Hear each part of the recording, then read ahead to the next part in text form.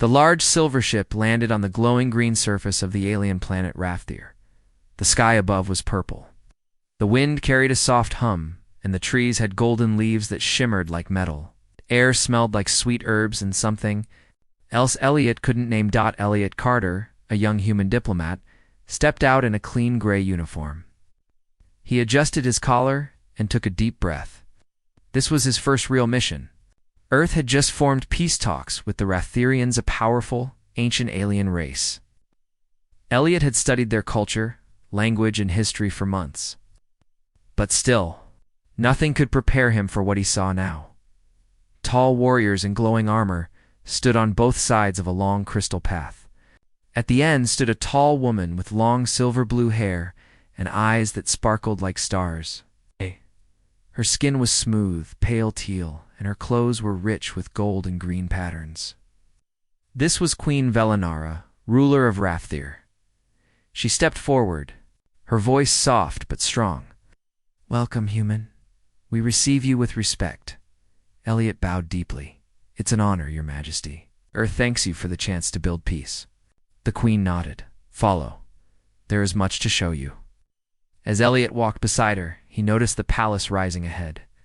It looked like it was made from glass and stone, tall and shining, floating above water. Inside, the palace was quiet, full of smooth halls, glowing lights, and soft music. But then, as they turned into the royal hall, Elliot froze. Standing at the far end was someone, strange and beautiful. She stood tall, graceful, wearing a dress made of flowing silk-like threads. Her skin was soft teal like her mother's, but brighter. Her eyes were deep purple, large and glowing faintly. Her hair was long, black with hints of green and braided with silver threads. She looked young, but carried herself like someone who had seen much. Elliot's heart jumped. His breath caught in his throat. The Queen smiled lightly. "My daughter, Princess Solari." Solari stepped forward slowly, her gaze calm and unreadable. "Human," she said gently, "you may rise." Elliot realized he had bowed too low and too long. He straightened quickly, face red. "Apologies, Your Highness." She tilted her head, studying him, but said nothing. Dinner was quiet but full of unspoken words. Nobles filled the room, speaking in soft voices. Servants carried strange dishes. But Elliot barely touched his food. Every time he looked up, Solari's eyes met his. It wasn't coldness, he saw just deep curiosity. After the meal, Elliot stood near one of the glowing garden fountains. The night air was cool, and he needed a moment to breathe. Suddenly, the Queen appeared beside him. "Why are you nervous?" "Human?" she asked. Elliot gave a small, polite smile. "I'm not used to being surrounded by such beauty and power." She watched him closely. "You barely spoke to my daughter." He froze. "I noticed," she continued. "You avoided her gaze. You turned away when she smiled. Why don't you love my daughter, human?" Elliot looked down. His voice was quiet. "Honest. She's too beautiful." There was silence. He continued. "When I look at her, I feel like I don't belong. Like I'm a shadow standing before light. Not because I hate her, but because I fear I could never be enough. Not for someone like her." Queen Velinara didn't speak right away. She looked up at the stars. Then she smiled softly. Not the smile of a queen, but of a mother. "She is beautiful," she said. "But beauty can be a heavy chain." Elliot looked at her, confused. "She has met many suitors," the Queen said. "Alien princes, soldiers, even poets. They spoke fine words. But none truly saw her." Elliot listened carefully. "Perhaps," she added slowly, "you are the first to fear her beauty, not chase it." Just then, soft footsteps echoed in the garden. Princess Solari approached, her face calm. "Mother," she said, "I will take a walk." The Queen gave Elliot a last glance. "Maybe you should walk with her, human," and then she left. Elliot stood still. Solari stopped beside him, watching the fountain. "I heard what you said," she whispered. His heart sank. "I meant no disrespect." She turned to him, voice gentle. "I think I am too beautiful? He didn't answer. Most beings admire me for that, but no one has ever feared it. She looked into his eyes. Why are you different? Elliot took a breath. Because beauty like yours feels unreal. Like I might wake up or ruin it. For the first time, Sailari smiled, truly smiled. That is the most honest thing anyone has said to me. They walked together slowly through the quiet gardens. Elliot didn't feel the pressure now. The way she walked, the way she asked about his world, it made him forget titles and planets. He saw not just a princess, but a person. A lonely, kind, curious person. And maybe she saw something in him. 2. The sun rose slowly over the city of Rafthir, casting golden light through the glass towers. Birds with bright feathers sang from the floating gardens. The planet looked peaceful, but Elliot Carter's heart was not calm. He sat alone in the guest chamber of the palace. The walls glowed softly, and a warm breeze moved the curtains. But Elliot couldn't stop thinking about last night. Princess Salari. She had walked with him in the gardens. She had listened, smiled, and spoken with. Quiet strength? Elliot had never met anyone like her, not human, not alien. She was a mystery, wrapped in beauty and sorrow. There was a soft chime. The door opened. Human, a guard said. The princess invites you to the Crystal Library. Elliot stood quickly, surprised. She wants to see me? Yes. He followed the guard through winding halls until they reached a tall silver door. It opened with a soft hum. Inside was a wide room filled with floating books, glowing scrolls, and ancient carvings. The floor was clear crystal, and below it flowed a slow-moving river. In the center, seated beside a large book, was Princess Sailari. She looked up, calm as always. You came, Elia. Stepped forward and bowed. Thank you for inviting me. Need to bow here, she said. I didn't call you as a royal. Called you as someone I wish to know. He looked surprised. You don't already know everything? This place is full of knowledge. Salari gave a small laugh. The books cannot tell me how a human thinks, or how it feels to be afraid of beauty. Elliot smiled weakly. Then what would you like to know? She stood and walked toward him slowly. Tell me about your world. They sat together, and Elliot told her about Earth's oceans, forests, and wild cities. He told her about music, about chocolate, about dogs. And snow? Salari listened carefully, her eyes wide with wonder. In return, she told him stories of Rafthir, how her people once walked among stars before they chose peace, how she was trained in art, battle, and diplomacy since she could walk. But, she said quietly, I was never trained in being, just myself. Elliot frowned. What do you mean? She turned her eyes toward the glowing river under their feet. All my life, others have wanted something from me. Power, alliance, beauty. They look at me, but they do not see me. Elliot said softly, I think I understand that feeling. She looked at him, curious. You? But you are human. You are not a royal. That's why, Elliot said. On Earth, I was the poor boy. Smart, but nothing special. No one looked twice. I worked hard to be noticed. But even now, here I feel small next to all this. Salari nodded. You are not small. You are rare. Their eyes met. The silence between them was not cold but deep. Just then, a loud buzzing sound filled the air. The silver door burst open.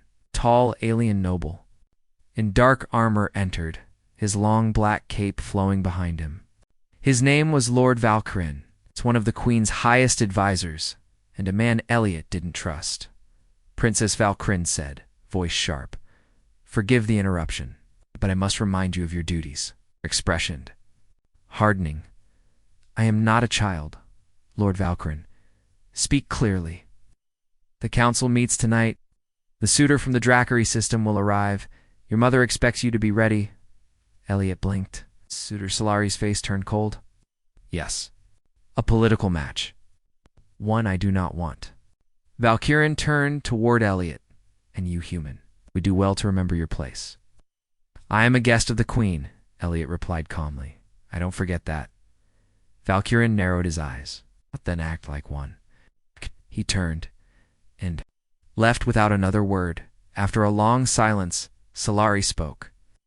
That man is dangerous. He wants power through me. If I refuse his plans, he will move to destroy me quietly. Elliot looked at her, concerned. Why not tell your mother? She already knows, but power must be balanced. If I speak too loudly, war may follow. Elliot's fists clenched. That's not fair. No, she said. It's not. She sat again and looked tired. I envy humans. You choose who you love. Elliot swallowed hard. Do you love anyone? She looked at him carefully. Not yet. He looked away. Then I hope you never have to fake it. That night, Elliot was invited to a formal ceremony in the main hall. The nobles gathered in their finest robes. The queen sat upon her throne, watching all. Princess Solari entered, dressed in royal blue. She walked slowly, every step like music. By her side stood the Drakari suitor, a tall, scaled warrior with silver eyes and heavy armor. He looked proud, arrogant. The queen welcomed him kindly, but Elliot could see her eyes calm on the outside, but sad within. Elliot stood far from the center, behind pillars. He watched as the suitor spoke loudly about glory, unity, and Rafthira's strength. He didn't mention Solari once. Then Solari was asked to speak. She stood tall. I thank the Drakari for their offer, but I cannot accept it. My heart does not agree. Gasps filled the room. Valkyrin stepped forward. This is a great insult. Ah! The queen raised her hand. Let the princess speak freely, Solari continued. I will not be forced into love for the sake of politics. That is not peace, that is control. The Drakari suitor looked furious, turned and stormed out. Whispers filled the hall. Later, Elliot walked in the quiet garden again. He knew this would bring danger. The princess had defied powerful people. Suddenly, Solari appeared beside him. Did I do wrong? She asked. Elliot shook his head. No, you did something brave. She looked up at the stars. I'm afraid. I am too, Elliot said softly. She turned to him. If they try to hurt me, will you still stand beside me, human? He nodded. Yes. She looked into his eyes. Even if I'm too beautiful. Elliot smiled, especially then. The palace was quiet, but tension filled the air like a heavy cloud. After the princess rejected the Drakari suitor in front of the entire royal court, everything changed. The queen had not spoken to Elliot since the event. Guards now stood closer to Solari's chamber. Whispers followed Elliot through the halls, some filled with anger, others with curiosity. Some nobles believed the human had influenced the princess. Others thought he was just a foolish visitor. But none could ignore him anymore. One morning, as Elliot walked past the hanging gardens, 2 royal guards stepped in front of him. Her Majesty calls for you, one said.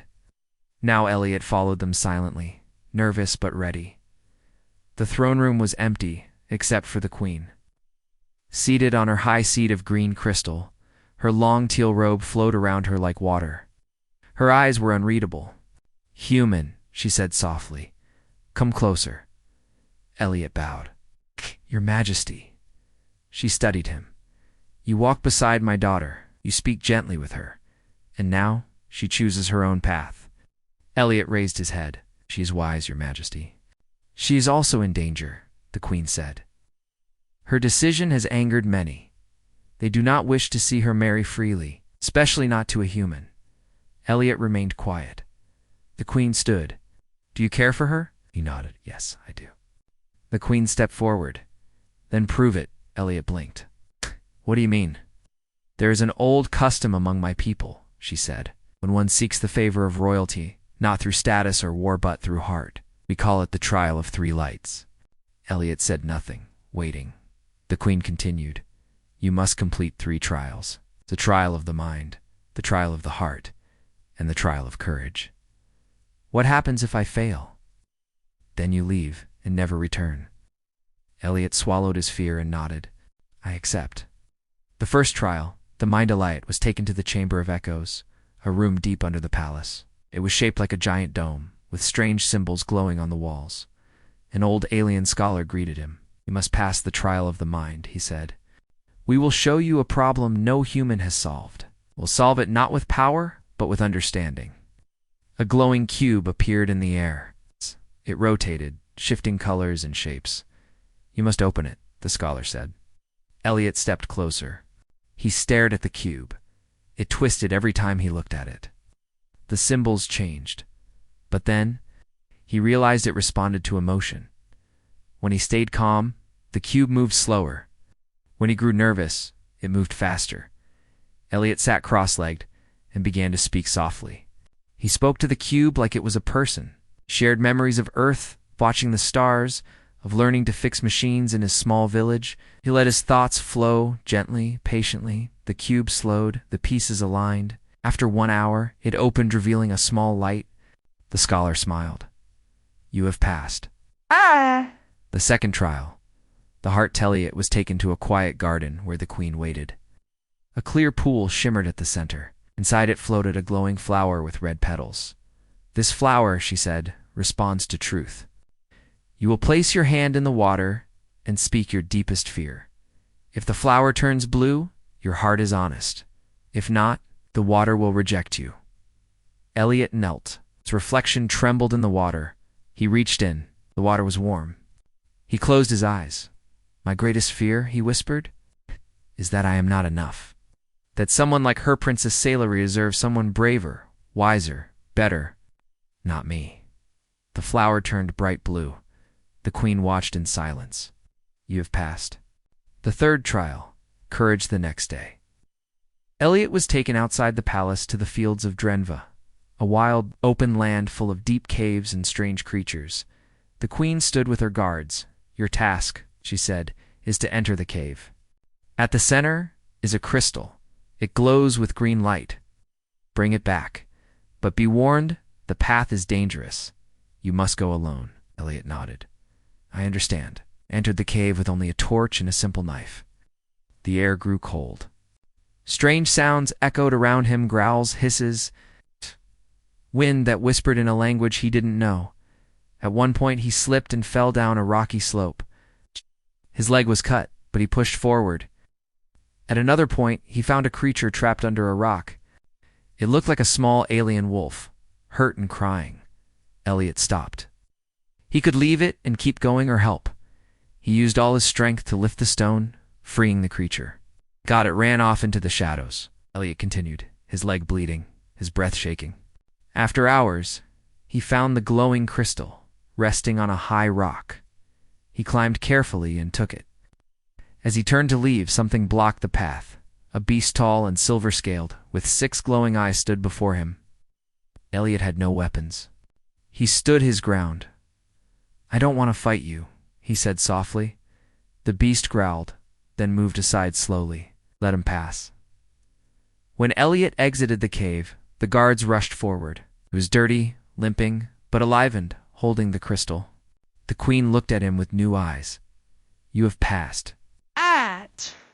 That evening, Elliot rested in a healing room. A soft breeze moved through the curtains. A quiet voice spoke from the doorway. "Human." He looked up. It was Princess Solari. She stepped into the room, holding a bowl of glowing fruit. "You're hurt," she said softly. "I'm alive," he replied. Smiling weakly, she sat beside him and placed the fruit in his hand. "Why did you do it?" she asked. "You could have refused the trials." Elliot looked into her eyes. "Because you're worth it." Solari stared at him. "Even though I'm too beautiful." He shook his head. "No. Because beneath your beauty is someone I want to understand, someone I respect, someone I'm falling for." She smiled, soft and real. "Then rest human. You've done more than most ever have." She stood and walked away, her steps light. Elliot closed his eyes, not from pain but from peace. Darkness had fallen over Rafthir, but the palace lights burned brighter than ever. Inside the royal halls, everyone spoke in quiet, nervous voices. Something had changed.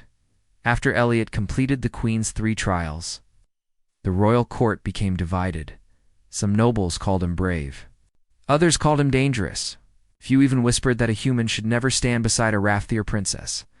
Elliot didn't care about the whispers. He had only one thought in his heart, Nasalari. He had risked everything in the trials. Not for power or reward, but for her. And now he waited. That night he was called to the queen's private garden. The moon above was red and full. The wind carried the scent of night-dash flowers. Queen Velenara stood near the fountain, her robe flowing like liquid silver. "You have passed every test," she said. "You have shown wisdom, heart, and courage. But now comes the hardest choice." Elliot stepped forward.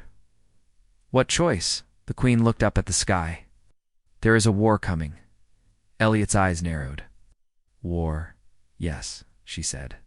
"The Drakari feel insulted by Solari's rejection. Lord Valkyron, too, has used this chance to gain support among angry nobles. They want to remove Solari and replace me." Elliot clenched his fists. "That's betrayal." "It is," the queen said, "but it grows quietly, like poison in water. If I move too soon, we lose peace. I wait too long, we lose everything." Elliot looked toward the trees. "And Solari. She's the key," the queen said. "If they control her, they win.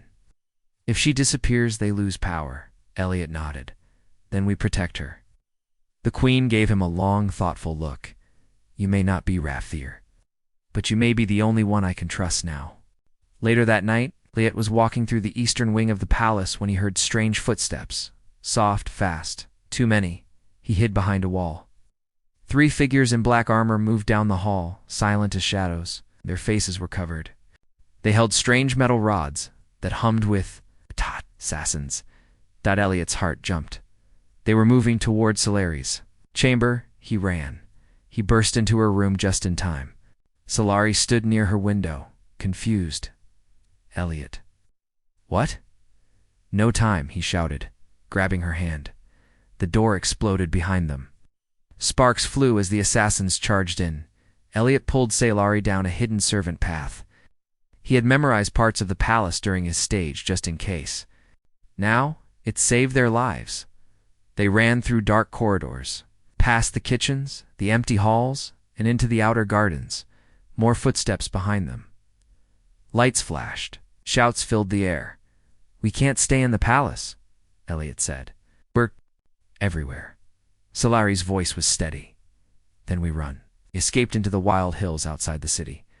For hours they climbed through rocky ground and glowing forests. Strange plants lit their way. Once they passed under a giant sleeping beast that looked like a tree. Another time, Elliot fell and scraped his arm, but Solari helped him up. Finally, they reached a small ruin and old temple, half buried in vines. Its stones were cracked, but safe enough to hide inside. They collapsed inside, breathing hard. For a long time they said nothing. Then Solari whispered, "You saved me." Elliot shook his head. "You saved me if I hadn't met you. I'd still be the scared man afraid of beauty." She smiled, and now he looked at her. "Now I know beauty can be strong and kind, just like you." Us. Stepped closer. "And you're not scared anymore?" "I am," he said softly. "But this time, I'm not running." She placed her hand on his cheek. "You are not like others. You never saw me as a prize. You saw me as me." They stood. Close silence between them. Elliot whispered, "I'm falling in love with you." Solari's voice trembled. "Then fall. I will catch you." That night they rested under the broken roof of the temple. Stars filled the sky. Elliot stayed awake, holding a small blade, listening for danger. But all he heard was her breathing. Soft and calm by morning, Solari had made a plan. "There's a secret path from here," she said. "It leads to the Temple of Ancients. If we reach it, we can contact the Queen without using the palace systems." Elliot nodded. "Then let's move." They walked through thick vines and narrow tunnels. At one point, they crossed an old bridge made of roots. Below them flowed a river full of glowing fish. In the distance, they saw black ships flying over the trees, searching. Seller grabbed Elliot's hand. They're still looking for us. Then they know we're dangerous to them, he said. She gave a small smile. Good. At the Temple of Ancients, hidden behind a stone wall, Solari placed her hand on an old panel. A hidden door opened. Inside, the ancient temple was full of floating stones, carvings, and soft golden lights. This is the place where the first peace treaty was signed, she said. It is sacred. They will not attack here. Around, it's beautiful. You once said I was too beautiful, she teased. I was wrong, he said. You're more than that. You're real. And I want to be beside you, not just for your beauty, but because you make me better. She turned and faced him. Then stay beside me, human. Not just today. Always. Using an ancient crystal, they contacted the queen. Her face appeared in a glowing pool. My daughter, she said, relief in her voice. You are safe. For now, Solari replied. But Valkyrin and his allies have moved. They sent assassins. I know, the queen said. I've gathered those still loyal. You return to the palace by nightfall, we strike together. Elliot Nodded. We'll be there. The queen looked at Elliot. Protect her. He nodded again. Always. Before leaving, Solari placed her hand on an old stone. A light shone from it. What is that? Elliot asked. A memory, she said, of this moment, in case we don't return. Elliot reached out and placed his hand beside hers. Then we'll leave it together. As the sun fell, they began. The journey back to the palace not as princess and guest, but as partners, ready to face whatever came next. The sky above the royal city of Rafthir burned orange as the sun set. Small warships hovered in silence above the palace. The glowing towers, once symbols of peace, now stood like quiet witnesses to the coming storm. Inside one of the silver gates, Elliot and Princess Solari returned from the wild land stired. Dusty, but standing tall, royal guards moved aside as Queen Velenara herself came forward, dressed in ceremonial armor made of dark green crystal. Her silver hair was braided, and her eyes burned with purpose. She stepped toward them. You made it, Elliot bowed. We did. Solari spoke firmly. They tried to kill me, but they failed. The queen nodded. Then tonight, we end this. Inside the throne room, the queen called a secret meeting with her loyal commanders. Maps were spread across glowing tables. Names were spoken in whispers. Plans were drawn in silence. Lord Valkyrin and his allies had taken control of the outer defense halls. Some soldiers had turned to his side. The rest stayed loyal to the queen. Elliot watched carefully. He wasn't a soldier, but his experience in survival and thinking quickly now became valuable. There's a secret entry through the East Wing, Elliot said. Solari and I escaped through it. If we send a small team through that path, we can surprise Valkyrin's core men. The queen nodded. Good, you will lead them. Elliot was shocked. Me. Solari looked at him calmly. You know the path, and you've already faced their worst. You're ready. Elliot breathed deeply and nodded. Then I'll do it. As night fell, the palace dimmed. The halls became still. Then the signal was given. Two groups moved, one toward the east wing through the hidden tunnels. The other, led by the queen herself, moved through the front gates as a distraction. Elliot led his small team through the dark passageways beneath the palace. The air was cold.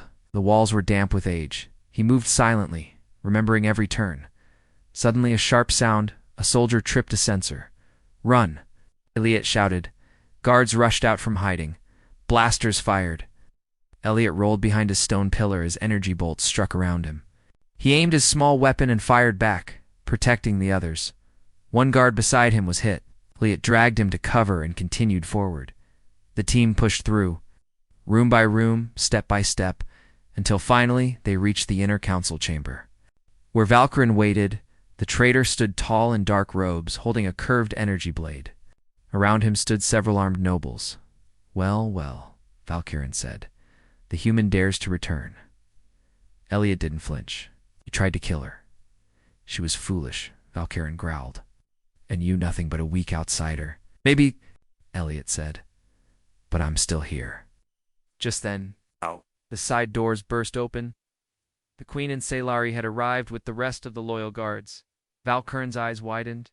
You used the human as bait. No, the queen said. He used his mind, something you never understood. A fierce battle broke out. Blades clashed, energy fired. Elliot ducked and fought side by side with Sailari. At one point, Valkyrn struck at Hurliet, blocked the hit, taking a burn across his shoulder. Sailari screamed, her voice like thunder. She struck Valkyrn with a shockwave from her hands, ancient royal energy hidden within her bloodline. Valkyrn fell to his knees. The queen stepped forward. You will answer for your crimes. The loyal guards surrounded him. The battle was over. Days passed. The palace was repaired. The traitors were imprisoned. The Drakari system, seeing the failed rebellion, backed away in silence. Peace slowly returned to Rafthir. Elliot stood on a balcony, his arm in a sling, watching the sunset. He didn't feel like a hero, just felt tired. Behind him, soft steps approached. You always stand in the wind, Sailari said. It helps me think, he replied. She smiled. My mother told me something today. What? She said I can choose my own path, my own heart. Elliot turned toward her, and I told her I already have. She stepped closer. You once said you didn't love me because I was too beautiful, she said. Elliot looked into her eyes. I was afraid you were something I could never deserve. And now I know love isn't about deserving, he whispered. It's about choosing, and I choose you. She reached out and touched his hand. Then let me ask you, will you stay? Not as a guest, not as a soldier, but as mine. Elliot smiled. Always. Later that evening, a public ceremony was held in the Grand Garden. The entire city watched as Queen Velinara stood beside her daughter and the human who had risked everything. She raised her voice. Many once questioned him. They doubted the strength of his blood, his species, his place among us. But today, I ask you all, what is strength? Silence. She pointed to Elliot. Strength is honesty. It is heart. It is standing for someone. When others walk away? Then she looked at Elliot directly. Tell me, human, why? Don't you love my daughter? Elliot stepped forward. His voice was clear. I do. Gasps echoed through the garden. Elliot continued. I feared her beauty once. But now I see it's not just on the outside. It's her courage, her kindness, her voice when she speaks for those who cannot. I love her because she makes me more than I was. The queen smiled. Then love her, human, and protect her, for she has chosen you. The crowd cheered. Princess Sailari stepped forward, took Elliot's hand, and together they stood before the stars, a human and an alien princess, united not by war or treaty, but by love in the months that followed. Elliot became a bridge between Earth and Rafthir, the first human to walk beside the royal family. And Princess Sailari, no longer just a symbol of beauty, became a voice of change across the stars. But to Elliot, she was something even greater. She was home.